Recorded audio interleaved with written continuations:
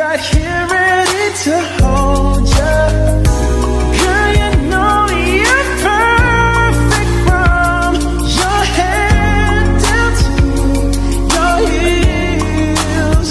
Don't be confused by my smile, 'cause I ain't never been more for real, for real. These empty canvas that they misunderstood. I wanna paint you in it, but I'm not good. 'Cause I wanna look at you when we are apart. 'Cause you're not just a human being, you're art. So darling, darling, don't be scared. 'Cause even if I look everywhere, your colors got my eyes and you're my favorite sight to see. Nama aku Ramadan Damanik, usia 45 tahun. Langsung saja ke pertanyaannya, Pak. Di sini kami ingin bertanya, Pak, mengenai sejarah desa yang ada di sini, mulai dari terbentuknya desa di zaman dahulu sampai adanya desa yang ada sekarang. Kemudian apa saja perubahan yang sudah terjadi, Pak? Misalnya adakah kisah dari nama desa ini atau sejarahnya? Iya bisa. Kalau dulu desa ini terbagi-bagi.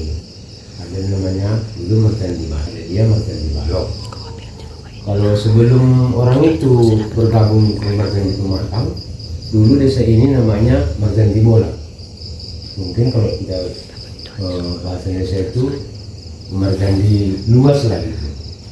Jadi ketika dulu terjadi ada musim-musim gerombolan dulu di tahun 50-an sampai 60-an, desa Marjan Tiba itu sama Marjan Balok gabung ke desa ini. Makanya dibuatlah desa ini namanya diganti menjadi Marjan di Pematang.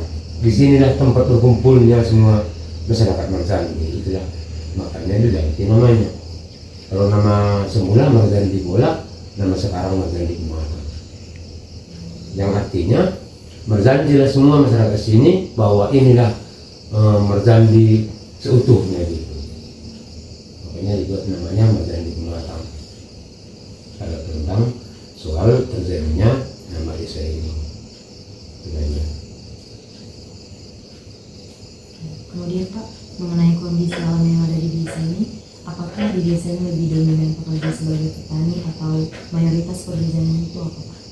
Kalau di sini mayoritas dibilang kalau dulu memang petani, tapi kalau sekarang kan sudah banyak dia yang jadi pegawai negeri kan masa karyawan dia swasta kan nggak ada. Kalau dulu memang mayoritas dia petani padi lah ke sawah. Kalau penghasilan dari kebun karet. Kalau sekarang udah campur, ada yang udah kebun sawit, udah campur dia. Kalau dulu memang mayoritas karet dia di kampung. Itulah kalau masalah pertanyaannya gitu. Berarti sektor lahan untuk pencarian dalam ekonomi itu tidak lebih dominan karet kan, Pak? Sekarang sudah berubah, ada sawit gitu. Iya, kalau dulu dia memang dibilang mayoritas dia ke sawah. Karena dulu sumber daya berpikir orang-orang dulu kalau nggak ada sawah nggak bisa makan. Itulah istilah orang itu dulu. Makanya berkebun itu orang nomor 2 kali itu berkebun itu. Yang nomor 1 itu ke sawah dia. Lalu Pak, bagaimana dengan potensi yang ada di desa ini? Kayak apa sih yang diunggulkan di desa ini? Sekarang apa dulu ya? Kalau Sekarang dan dulu juga bisa berubah kondisi. potensinya maksudnya Apa hal yang paling diunggulkan di desa ini, Pak? Contoh yang di dulu di pertanian, kalau sekarang mungkin di karet. sekarang udah gimana dibilangnya? Udah berbagi dia tadinya. Ada yang tetap pertanian itu tetap ada, cuma udah menurun dia, lahannya dibuka gitu. Kalau perkebunannya dia ke karet sama ke kelapa sawit ya. Itulah yang paling termasuk diunggulkan lah kalau sini perkebunannya yang dua karet sama sawit ya.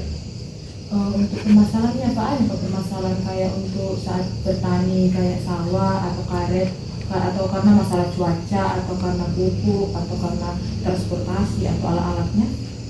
Kalau di pertanian sini, kalau di sawah itu udah jelas alat-alat pertaniannya udah belum apalah namanya, belum bisa dibilang teknologinya tinggi gitu, karena cara kerjanya masih manual, tenaga manusia lah, belum ada mesin traktor itu, belum ada, masih kayak zaman dulu cara kerja sawahnya belum ada perubahan lah.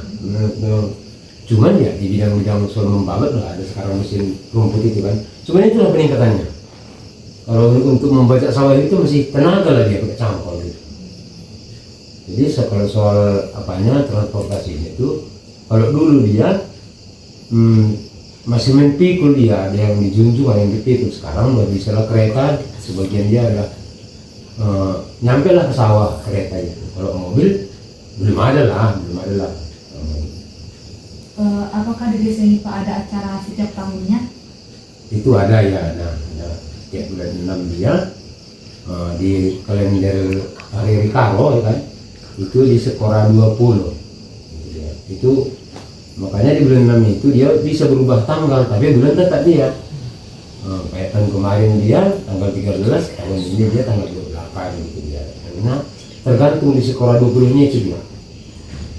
Karena di sini memang tradisinya udah melihat, kalau istilah kami sini hari kecilnya itu kan ada di bawah kalender Rikaro ini, kan ada hari kecilnya di bawah, itu yang ditengok Sekora 20 katanya. Disitulah ditetapkan hari pesta tahunan itu, yang namanya di sini rebu-rebu.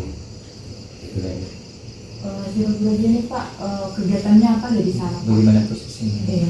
Kalau kegiatan rebu-rebu ini, kalau dulu sampai sekarang, kalau dulu memang dia masih utuh lah, akurat ya kan. Sekarang kan karena kesibukan nggak penuh lagi 100% dia.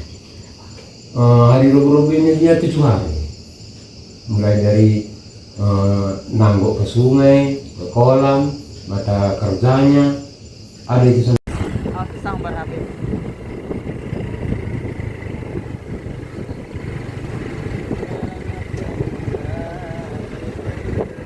Cantik kali malam-malam viewsnya.